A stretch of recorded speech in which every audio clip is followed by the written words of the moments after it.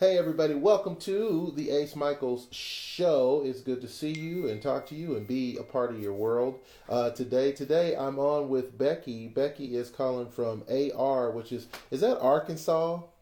It sure is. It took me a while to get my A's, like AK, AZ, and AR, right? So you're calling from Arkansas, which is nowhere near Arkansas. But anyone who's from there knows that it's Arkansas and not Arkansas. Right? Yes, it's Arkansas. And that's a whole nother why we don't even know. But it's got to have that southern slang in there. It really does. And so Bekki, you're on bed rest. We're going to talk about that. Why you're on bed rest, I don't know. But you do a lot of stuff. So you are a makeup artist. I know that. Mm-hmm. And then you're also a construction worker. Yes. Right? I do modeling and hair and remodeling and bartending, waitressing, a cook, a mom. Why are you doing so many things? Like, how do you go from makeup artistry, then you're like, okay, well, let me put on my construction cap, and then let me go down to the bar and slang a couple drinks. You know what I mean? Like, how and why do you do all this stuff? Well, when you're a single mom, you got to do what you got to do to take care of your kids. Right. And, during the colder weather, I can't work outside because of my back. So, it's getting inside and getting warm. Now, it seems like, and I'm not going to turn this into a controversial show, but it seems like the single dad is supposed to do some of that too. Right? They should. And it seems like when you watch shows like Mad Men, it seems like the single dads used to do more than the single dads do now, right? Yes. And what do you think made that change happen? Like you see a lot, like there's a lot more single moms now, where being a single mom used to kind of be a thing where people would go, oh, you know what I mean? But now there's so many people that are single moms, and we live in a very unconventional type of family structure where there's like moms and dads, and some kids got 3 moms. Who knows, right? Oh yeah. What do you think of that? It's here in Arkansas, we see it a lot more often. But, I mean, you're seeing it more and more as far as the single dads go. They have their kids more than the moms. Yeah, and that's interesting. Usually, Arkansas is a mom state. The moms get the kids. Mm-hmm. But it's getting to where more and more the dads have the kids. And that used to be very uncommon. Like, you would have to be pretty much an axe murderer mom not to get to keep your kids in a separation. That was pretty much the way it goes. And now, not so much. Now the courts are like, hey, you know what? He gets the kids and you figure it out. Go strip, So, yeah. Pretty much. Wow. So you're doing your thing as a single mom, and that's why. Now, did you have these skills before, the bartending and construction and all that stuff? Did you have it before the kids? Well, no. I had my first one when I was 16. Okay. And worked 2 jobs. One of them was Walmart. Another one was a little small clothing store. Mm-hmm. And got married when I was 18. My ex-husband taught me a lot as far as construction and working on cars. And I had some really mean brothers growing up. They picked on me and taught me how to work on cars as well. So I learned paint and body from my first ex-husband, and he taught me a lot as far as working on cars that was wrecked and making them look good. Huh. Interesting. Yeah. Interesting. And so, single mom or not, you kind of like that anyway. You would have already been doing that no matter what, right?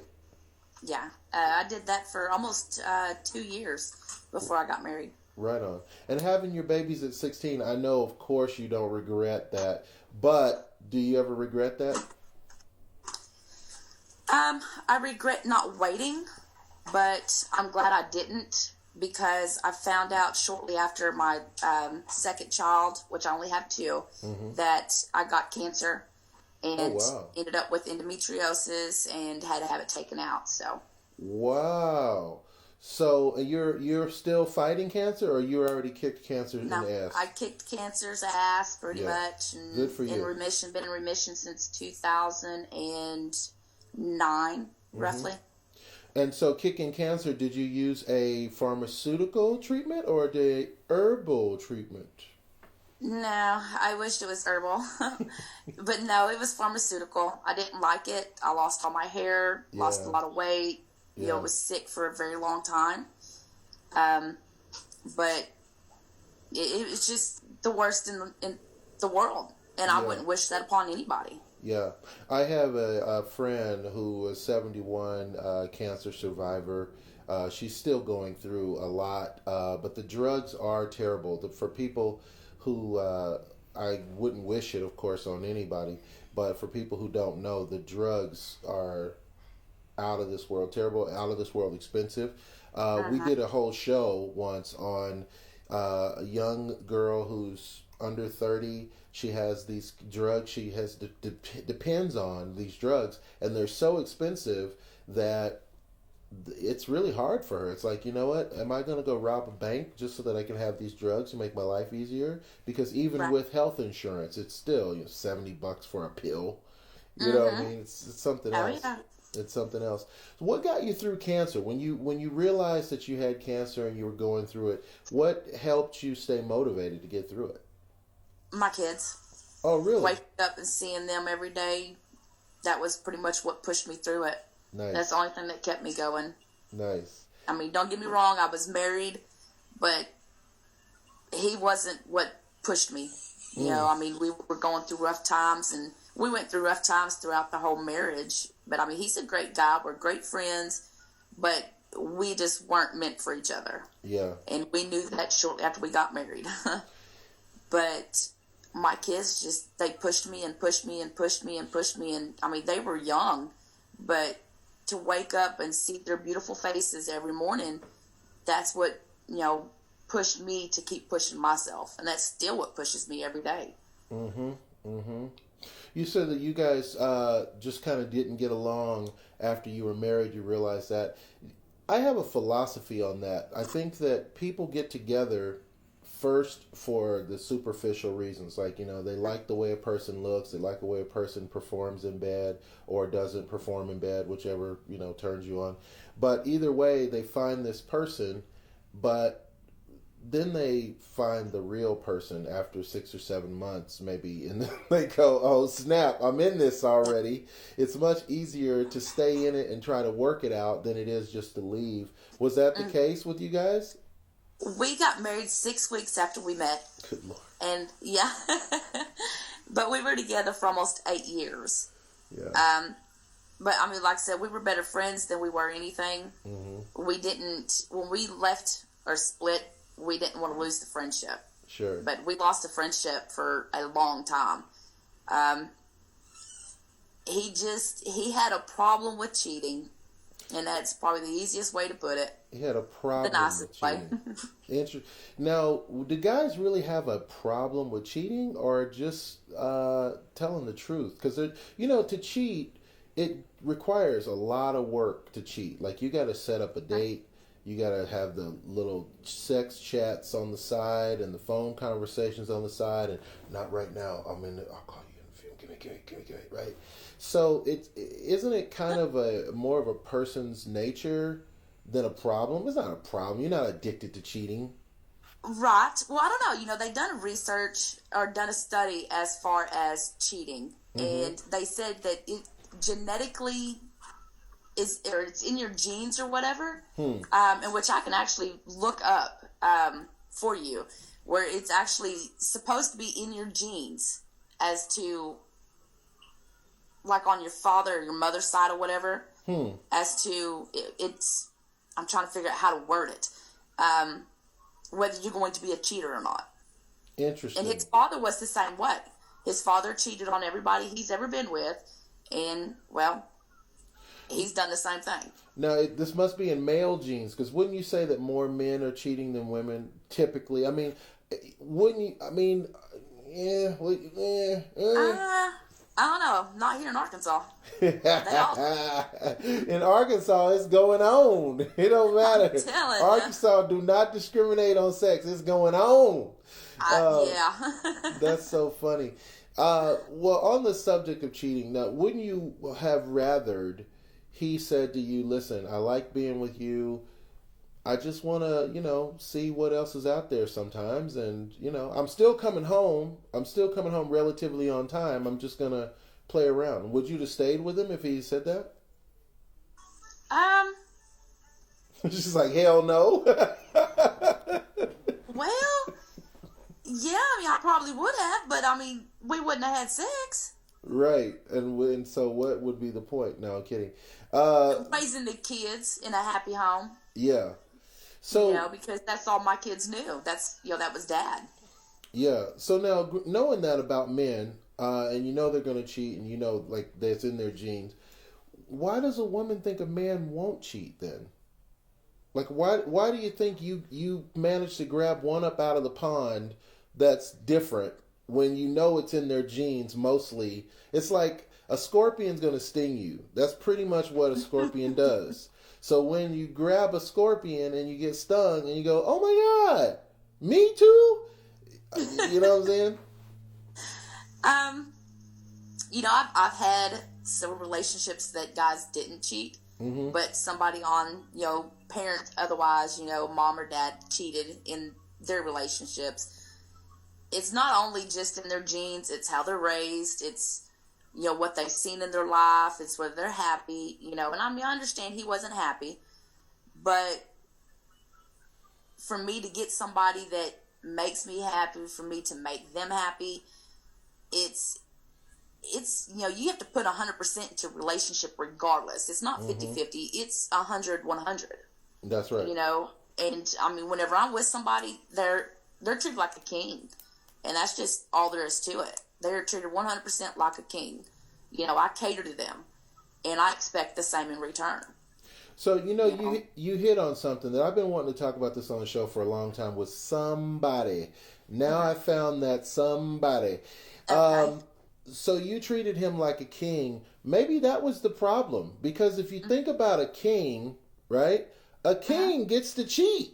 So maybe that's the problem, is if you women treat a guy like a king, maybe that's where it all starts to fall down, because he takes you for granted and figures, when I get back to the castle, the queen will be there and I can go ahead and play around with these maidens in the part-time while it's all good.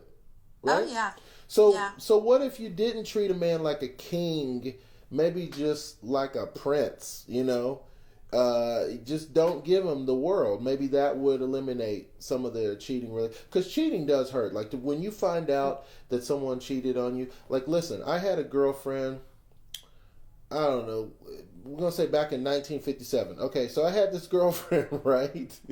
And I had a friend who wasn't my best friend, but he was a close to me friend. And one day, she was at his house. And it didn't occur to me, like, why would you be at his house in the afternoon? I thought you were at work, but you got home from work early, and then you went from our place over to Eric's. So when I went to Eric's, I found her at Eric's, right? And it didn't dawn on me till years later. I was like, oh, they was fucking, right? So it didn't matter. By the time I realized it didn't matter, because it was years later. We weren't together anyway, and it is what it is. But to this day, I still vividly see that room, his face, her face. There's some kind of flushed redness. Like, why is your face red, Janice? Right? You get what I'm saying? Like, what? Yeah. So no matter what, I'm guilty kind of look. So no matter what, cheating hurts. Cheating hurts someone, and I don't, had she pulled me aside, had she said to me, hey, listen, I just want to see what your boy is like in bed. I just can't stop thinking about what your boy's like in bed. I don't want to be his girlfriend or anything. I want to be your girlfriend, but I'm just curious about how he gets down. I don't know. I don't know that I would have stopped the relationship because I liked sleeping with her. So I wouldn't have been like, oh, well, you can just forget it. This is tied in a knot from now on, sweetie. Get out of here. No, I think I would have still been like, hey, you talking about just one night, right? Okay. What weekend is that happening on so I can know to be out of town? I don't know. Right. Right? But do you think that would affect number one if you did not treat him like a king? Because I think you're giving him too much. Don't give him the keys to the castle. Don't treat him like a king. Right? And then secondly, if you're open enough and he's open enough to say, hey, you're only my number 3. Don't trip. Oh, yeah. If he ever told me I was on just number 3, I mean, there's the door. Bye. He's got to go then. Yes. Right. Now, I mean, I understand, mom and, well, his kids are always number 1 because my kids are always number 1. Sure. Mom and me, top race. And then Jesus, but, wait now, you got to have Jesus in there somewhere. Well, of course. I'm talking about just out of females. Okay, all right. Mom and me, really top race. Right. But, if you choose a mama over me, we got a problem. Really? Even mama? Yeah. Okay, now, hold on. We don't do mama's boys. Really? No mama's boys. Oh, okay. Yeah, no. I'm sorry. Here in Arkansas, granted, there's several people that do that, but there's things that I can do for you that mama can't. Woo! So. Speak on it. Yes. Take them to the church and free Bibles. Right? Right. Wow. Well, that's realistic. And so, okay, so whatever on the guy. So you're doing your thing without a guy. You found that you don't necessarily need that. You're strong on your own. Do you think that more women are coming into that now that they realize that, you know what, I need a man to make a baby, but I don't necessarily need a man to raise a baby? Yes, I do. I think they're finally realizing that they're just as strong. They can do it financially on their own, whether they have to work 2-3 jobs to do it. They can do it. Because even here in Arkansas, the pay difference is a lot. As far as a man can go get a job for $13, $14 an hour construction, whereas I can go do that same job and only get paid $11 or $12 an hour. Right, and those couple of dollars make a big difference. Well, that's a whole American problem anyway. Like I totally disagree with one sex being paid less than another sex. I don't even know how you justify it. Look, I'm working construction here. I'm lifting the same thing. I'm carrying the same thing. I'm doing the same work. Yes. And I'm supposed to get paid less because I have ovaries? What is the difference? Exactly. I don't get that at all. And especially since I'm raising a family, these guys aren't, right? Interesting. Yeah, I don't think that we'll ever get over that, though. I think that's just pretty much the American way. There's something that says women just aren't good enough. In America, I'm not saying that I feel that way, but, we just had this political race, and whatever about the lady, we're not a friend or a foe of the lady, but I think that at the end of the day, men and women went into that voting booth and were like, we better let a man do this one. Right. And I think that's what it is. And if you agree, I mean, how does that feel as a woman to be like, yeah, we are going to be pretty much second. We're going to, people are going to consider at the end of the day, second. Well, I mean, as far as the presidential thing, I don't think that a woman needs to be up there. Oh, you don't think a woman needs to be president? No. No woman ever? Oprah couldn't be president? Mean, at some point in time, yes. Okay. That woman, no. Okay, well, that woman was faulty, maybe. That's not the point. Yes. But any other woman, Wonder Woman, could Wonder Woman be president? When it's time, women will step ahead, but it's got to be the women's time. You know, we've made progression over the years as far as women in general, like women burning the bras and women, being able to vote. And, I forgot about that. Y'all did burn your bras, didn't you? Right. What the hell was y'all burning your bras for? Don't ask me. But, I mean, it's a slow progression, but women's getting around to doing it. Now, let me ask you this. Okay, so think about this, too, before you answer. So, could you be a good woman president?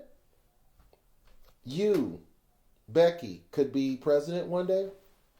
Oh, I most definitely can. So, okay, so why wouldn't Hillary be a good president, but you could be a good president? What makes you think you would be a good president?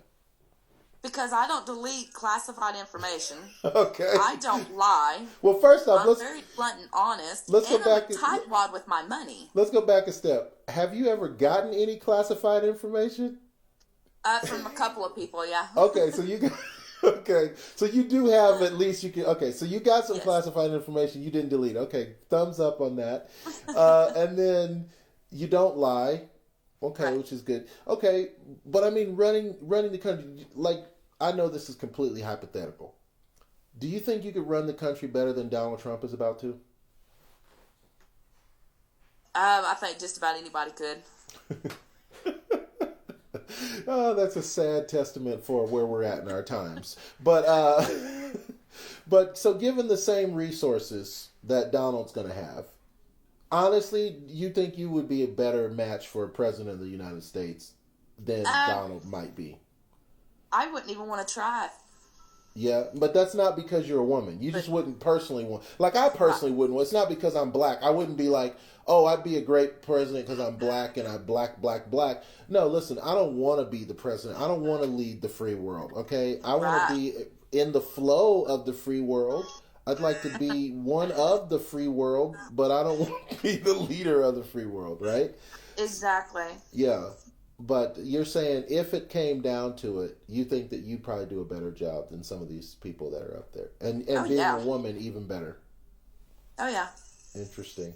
I agree. I mean, what could be so hard about it that you wouldn't be able to do it? You're doing construction, you're doing makeup, you're modeling, you're raising 2 kids. On a very small budget. And you said, the budget, the payroll there is less than $20 an hour, which... if you make $20 an hour and you work 40 hours a week, that's $800 a week. And then after taxes, that's not even $800 a week. So you're still dealing with all the things that a family would be dealing with one breadwinner, but you're doing it by yourself. So I champion that. I applaud you for doing that. That is awesome beyond compare. So what's in the horizon for you, Bekki? You got some modeling gigs coming up, makeup type of work and things like that? I'll be off for roughly 2.5 months. Oh my gosh. And then, they're putting in a rod and 6 to 8 screws in my back. So how are you going to do everything you're doing? And I was going to get to that eventually, but so that's why you're on bed rest. Mm-hmm. So how are you going to do all the stuff that you were doing while you're in bed for 6 weeks? I have a really great man. Okay, so you gotta. Okay, went from the old man to the new man. I got you. Okay, so the new man, he's fabulous. So he's working and he can take care of the family and you, and that is what's up. And that's how it should work in a couple. The two of you should be able to pull it together. That's good.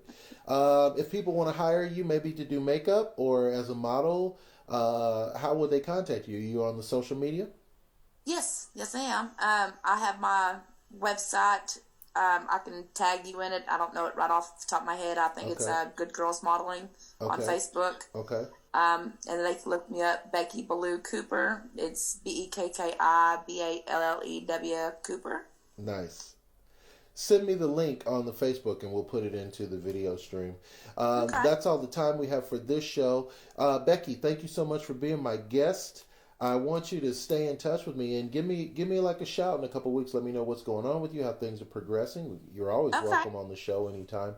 It's Bekki on the show today, and you guys know what I say. Live the life you love the life you live. Reach out and touch base with Bekki. She sounds like she's doing things. Thank you, Bekki. Thank you, hon. Bye. Bye-bye.